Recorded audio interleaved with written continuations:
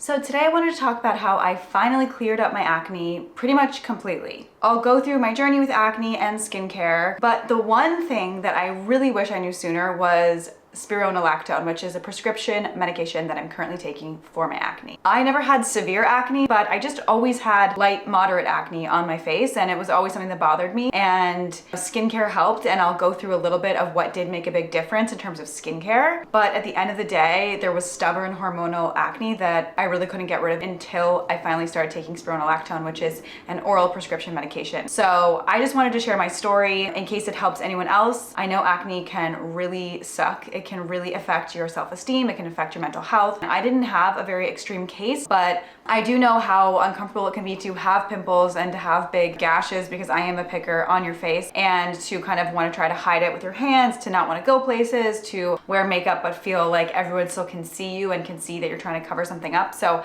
I know the pain. So I just was hoping to share in case this can help anybody. I'm not wearing any face makeup right now. I'm just wearing my sunscreen, bare face, because I want to show you what my skin actually looks like. I do still get random pimples, so I am wearing some brow product that might hide it a bit, but I have a bit of a large pimple under my brow right here, and then I had a blemish up here that I picked at, so you might see a bit of a red spot, but it's really just a random pimple here or there. It's not the kind of consistent painful pimples that I was getting. My name is Amy. I have been working in the beauty industry for the last 10 years, and I'm here to show you that skincare and makeup doesn't have to be complicated. I'm sharing tips and tricks that I've learned through working with product formulators on beauty products, and then also just through my own trial and error in my 20s and early 30s. So if that sounds interesting to you, then please subscribe and keep watching. Growing up, I didn't have severe acne. It wasn't bad, but I definitely always had pimples, and I have always been a skin picker. I have this kind of compulsion to feel like I need to clean out my skin, even though I know that it's probably pushing the dirt back into my skin and making it worse. Especially if I'm feeling really anxious, I will kind of go crazy on my skin. I think it has some sort of connection to some anxiety disorder, maybe obsessive compulsive disorder, but I've always been a skin picker. I've always had some pimples, especially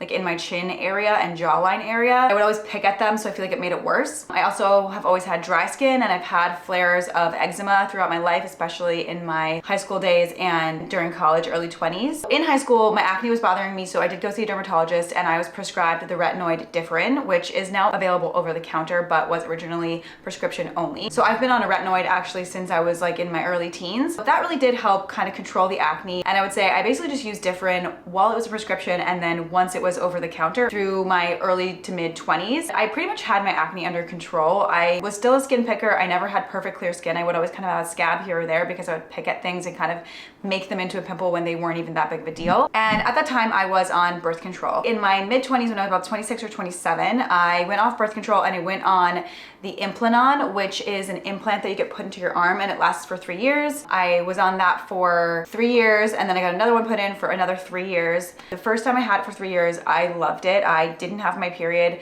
basically at all. It was very light. Some people are bothered by that, but I was okay with that because I knew that I was protected by the implant. My second one did not go so well. I had my period probably like 3 weeks of every month. It wasn't consistently heavy or anything, but it just kind of always there, which was really frustrating. So I decided I didn't want the implant again after I had my second one out. It wasn't so bad that I took it out early, but after it was done, I was like, not again. So I went back on the pill. I've been on the pill since 2021. It wasn't like I noticed any significant changes when I changed from birth control to the Nexplanon, and then from the Nexplanon back to birth control. I know that that obviously affects your hormones, and what I have is hormonal acne, but I don't think mine was severely triggered by any of those birth control methods. But I just wanted to share because it is important that I'm on birth control while I'm taking Spironolactone, and then also I think it's just helpful to understand because I know a lot of people react differently to different birth control methods, and a lot of them are hormonal, so it's kind of relevant when you're talking about hormonal acne. In my mid 20s, my skin always had some congestion, some acne, so I wasn't super thrilled with it. I wasn't going to a dermatologist at the time though. I feel like I was broke, didn't want to spend money on medicine if I didn't have to. But I started getting really into skincare, following skincare blogs and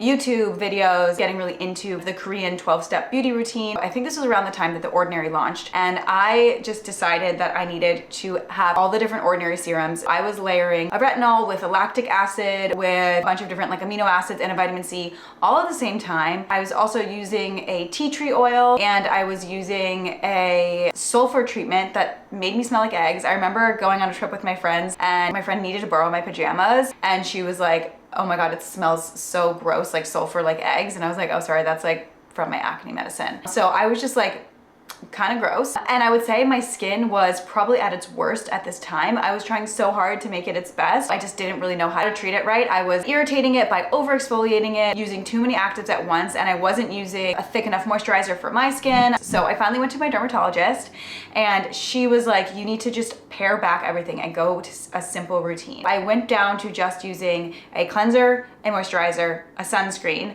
and then a prescription retinoid. She gave me a prescription for a retinoid. I was actually on Epiduo Forte, which is adapalene, which is the same retinoid that Differin is, but then it also has benzoyl peroxide combined. And that worked well for me, but then it was super expensive with my insurance, so she switched me to a different prescription retinoid. Now I'm on Arazlo, which is basically a prescription retinoid called tazarotene. It's not as well known as tretinoin, but it's very similar. I've been using that simple pared back routine, the foundational products, and this prescription retinoid since my late 20s when I was turning 30. My skin definitely got a lot better just by paring back everything and using this prescription retinoid. So overall I was pretty happy, but again, I still had acne. I always would have a pimple or two, usually a painful underground pimple or like cystic pimples. Towards like the spring and summer of last year, my acne just started getting worse. This didn't coincide with right when I switched to the pill, so I don't know what changed. I didn't change anything to my routine. I didn't change my diet or anything like that, but my acne just started getting worse. I felt like there were always clusters of pimples,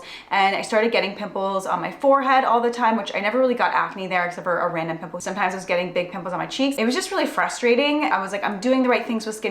Why isn't this working? And one of my friends was like, you know, you could have clear skin. She was like, I'm on spironolactone. I had hormonal acne. She was like, it's so common. I actually have another friend who's dealt with pretty serious acne throughout her teens. She was on Accutane at one point, and she's also on spironolactone. They were both like, yeah, you can just take this pill and you can get rid of your acne. So I was like, you know what? Great, because I feel like I was just trying to kind of fix it myself, but sometimes you need medicine. I know not everyone wants to take it, but I think for women who are dealing with hormonal acne, which is extremely common, especially for women in their 30s and 40s, spironolactone can be a great treatment for you. I made an appointment with my dermatologist and I asked her about it. She prescribed me with spironolactone, which is an oral medication. It's actually a diuretic, and it was originally created to help with blood pressure. And one of the side effects is that it helps control hormonal acne in women. It's not safe for men to use. It basically can help reduce sebum and like extra oil in your skin. This was August 16th of 2022, and she prescribed me with 50 milligrams to start. So I took 25 milligrams in the morning and 25 at night. She was like, come back and check in 6 weeks or something. So I went back on October 3rd. I still had a lot of congestion in my chin and a little bit in my forehead. So she was like, okay, let's up your dosage to 75 milligrams. So I still had the same 25 milligram pills, and I was just taking 2 in the morning and 1 at night. And then I made another appointment for a checkup like 6 weeks from then. I went back on November 14th. I just still had a lot of congestion. So she was like, okay, if this doesn't clear up, then go up to 100 milligrams. So now I'm taking 2 25 milligram pills in the morning and 2 at night. So I'm taking 100 milligrams a day. After that, that was in November. I honestly feel like my skin has been completely clear. I do still get random pimples, but it's nothing like it was before. I consider this clear skin. In terms of side effects, there are a couple common side effects. Because it's a diuretic, it increases your need to pee. It makes you pee more often. I'm actually someone who's like addicted to water and tea. So I kind of feel like I already was peeing a million times a day. So I haven't noticed anything different. I have tried to stop drinking so much liquid right before bed because I would sometimes have to get up in the middle of the night to pee. But I honestly don't know if that was since taking Spiro or if that's kind of always been the case for me. Some other things, you can get dizzy, especially when you're getting used to it. You can have like dizziness, fatigue, decreased libido. I haven't noticed any of these things, but it's something to keep in mind. Because the dose that's used for acne is quite low, typically the side effects aren't super extreme for someone using this for acne. Another thing that I wanted to note was about my birth control. Apparently there are studies to show that spironolactone works better with birth control, so I think it's probably helping the fact that I'm on the pill. But it'll also say that you cannot get pregnant while you're on spironolactone. It can actually cause birth defects, so you definitely don't want to accidentally get pregnant while you're on this. And if you are going to try to get pregnant, you need to get off of it. It feels almost like a magic fix to me. I know not everyone wants to be on medicine and it doesn't work for everyone, and of course there are potential side effects and all of that. But for me, I was just so frustrated with this acne that wouldn't go away and that was getting worse in my early 30s. And I think it's just a great option for someone who is struggling with that and who is looking for a treatment. Once you've got your skincare in a good place, that can only go so far sometimes, and you need intervention intervention with actual meds. For me, I'm really happy with it. I haven't noticed any negative side effects. I think the one thing that's annoying is that if I do want to start trying to get pregnant anytime soon, I need to go off of it, and I'm scared my acne is just going to come back with a vengeance. I also need to stop using retinoids. So that's a whole nother topic. But if you are not trying to get pregnant and you are dealing with hormonal acne, definitely ask your dermatologist about spironolactone. It is super helpful. Minimal side effects from my experience. I hope this was helpful. Please subscribe to my channel if you'd like to see content like this. I'll see you next week.